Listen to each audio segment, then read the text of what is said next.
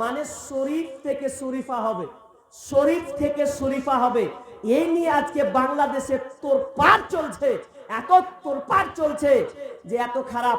একজন আপনার আসিফ মাহতাব বলে একজন শিক্ষক বিশ্ববিদ্যালয়ের, তিনি প্রতিবাদ করেছেন।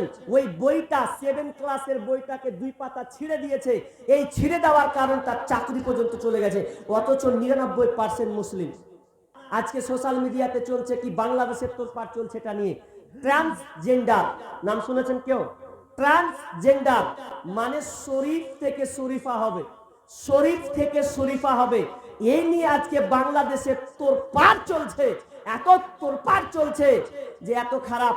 একজন আপনার আসিফ মাহতাব বলে একজন শিক্ষক বিশ্ববিদ্যালয়ের, তিনি প্রতিবাদ করেছেন। ওই বইটা 7 ক্লাসের বইটাকে 2 পাতা ছিঁড়ে দিয়েছে। এই ছিঁড়ে দেওয়ার কারণ তার চাকরি পর্যন্ত চলে গেছে, অথচ 99% মুসলিম বাংলাদেশ। এত মুসলিম হওয়ার পরেও একজন মুসলিমের চাকরি নাই হওয়া কেন? সামান্য ট্রান্সজেন্ডার বিরোধিতা করার কারণে। শরীফ থেকে শরীফা এ গল্প এখানে ওরা বলছে, অনেক আবার বলছে যে হিজরা, হিজরা ঘোড়ার দিন। আচ্ছা, হিজরা ওটা বড় হয় না জন্মগত হয় বলেন তো আপনারা? জন্মগত হিসাবে হয়, ওটা ওটা হয়ে যায়। আর ট্রান্সজেন্ডার, ট্রান্স মানে পরিবর্তন, জেন্ডার মানে লিঙ্গ, লিঙ্গ পরিবর্তন কিভাবে? এটা কেউ মেনে নেবে না। এটা হিন্দু, খ্রিস্টান, যেই কোনো ধর্মগ্রন্থ ধর্ম হোক না কেন, কেউ এটাকে মানবে না। ইসলাম তো সাপোর্ট করেই না, লুট আর কমকে তো ধ্বংস করে দেওয়া হয়েছে। এই ট্রান্সজেন্ডার কত খারাপ, ভারতবর্ষ হবে না এটা কোনো মানে নাই। সামান্য মুসলিম দেশে পাই তারা কৌশল চলছে, ক্লাস 7-এর ছেলে মেয়েদেরকে পড়ানো হচ্ছে শরীফ শরীফার গল্প। কি জানেন? উদাহরণ দিয়ে আমি ছেড়ে দিচ্ছি। কি চলছে ওখানে?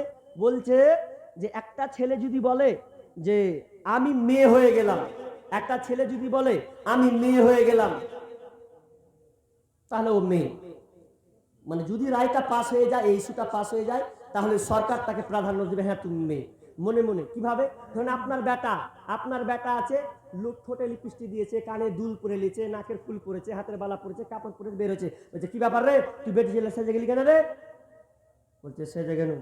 আব্বা তুমি বুঝতে পারো না, আমি ওপর বেটা ছেলে ঠিকই, কিন্তু আমি মনে মনে মনে মনে বেটি ছেলে। আমি মনে মনে কি? মনে মনে মনে আমি মেয়ে। আচ্ছা, কোনো বাপ মেনে নেবে বলেন তো? মেনে নেবে? চড়িয়ে লাল করে দেবেন।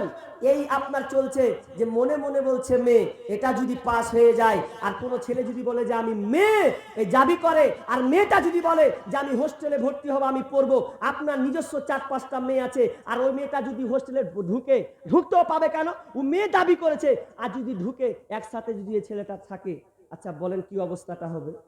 1 বছর পর দেখবেন কেউ প্রেগনেন্ট হয়ে বসে থাকবে, হবে না? যদি সরকার এই প্রাধান্য দেয়, ইস্যুটা যদি দিয়ে দেয় যে মেয়ে প্রেগনেন্ট হয়ে গেল, কি করবেন? কিছু করার নাই। ধর্ষণ এ কাজ করবে না। যদি কেউ বলে যে ধর্ষণ করেছে, ও তখনই বলবে যে আমি মেয়ে, আমি অপর ছেলে হতে পারি, কিন্তু আমি তো একজন মেয়ে, মনে মনে আমি একজন মেয়ে। তো এই মারাত্মক একটা ইস্যু বাংলাদেশে এখনো তোড়পাড়, এটা নিয়ে আন্দোলন চলছে। আল্লাহ তুমি আমাদেরকে এগুলো থেকে হেফাজত করবো না, আমিন। যে আলোচনা হলো রব্বুল আলামিন এ কোরআন আদেশ এবং নিষেধমূলক আইন, আল্লাহ যেন আমাদেরকে এগুলো থেকে আদেশকে যেন মানার তৌফিক দান করবেন না, আমিন। এবং নিষেধ থেকে যেন আমাদের বর্জন হতে পারি, আল্লাহ আমাদের তৌফিক দান করবেন না, আমিন। এখান থেকে আমার বক্তব্য এটি করছি। ওয়া মা আলাইনা ইল্লাল বালাগ। আসসালামু আলাইকুম ওয়া রাহমাতুল্লাহ। কি নাম?